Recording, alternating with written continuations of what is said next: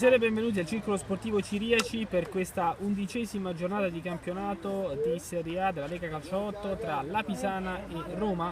La Roma è settima in classifica a 14 punti, un punto indietro c'è la Pisana a 13. Questa è la sfida tra due squadre che cercano una propria dimensione e che dovrebbero giocarsi fino alla fine di questo campionato i playoff.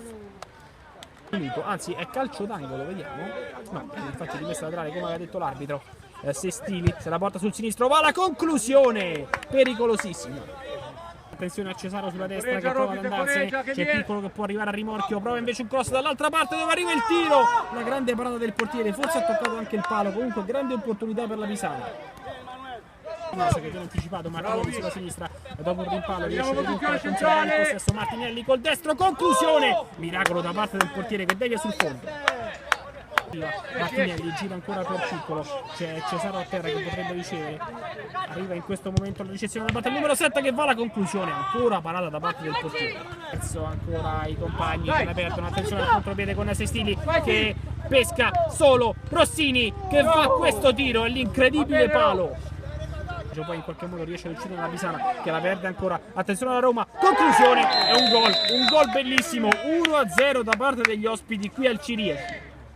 Verso Cesaro, tre quarti campo, Cesaro prova il passaggio verso Pagliuca sulla sinistra, è stato un avversario, è stato un secondo, entra in aria Pagliuca, incredibile traversa.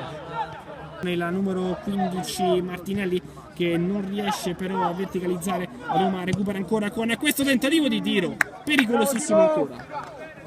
La palla viene recuperata dalla Roma Calcio 8. Attenzione alla verticalizzazione verso il numero 9 davanti alla porta, conclusione del gol 2-0, segna Rossi. La Roma raddoppia quando manca un minuto e mezzo alla fine di questo primo tempo, 2-0 per gli ospiti.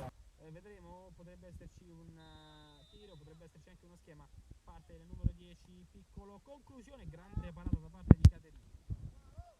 Il filtro da parte del direttore di gara, parte Piccolo dal calcio di punizione, è un gol straordinario di Piccolo, 2-1, accorcia la Pisana a 12 dalla fine di questa partita. Dare all'indietro e poi Seferi salta un avversario, salta un secondo, Seferi salta tutti, Seferi verso la porta, difesa da De Bernardo che fa un miracolo.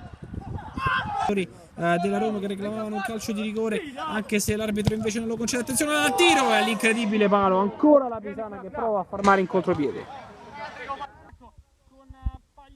Che se la porta sul sinistro, rientra, pesca in mezzo, ancora gli attaccanti, si gira Cesaro, conclusione e arriva finalmente il pareggio, torna la parità qui al Ciriaci, 2-2 della Pisana. L'arbitro non fischia fallo, la palla è per la Roma, contropiede, 4 contro 4, attenzione a questa conclusione, la parata di De Bernardo. Dai, comunque la sfera tra i piedi dopo un rimpallo, Rossini.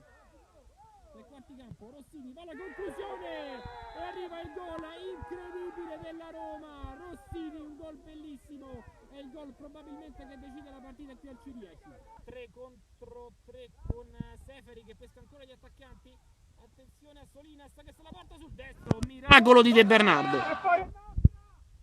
Fischia l'arbitro, finisce qui la partita, la Pisana Calcio 8 viene sconfitta in casa al Ciriaci contro la Roma che passa 2 volte in vantaggio, viene raggiunta e poi segna il gol decisivo e vince portandosi a 17 punti.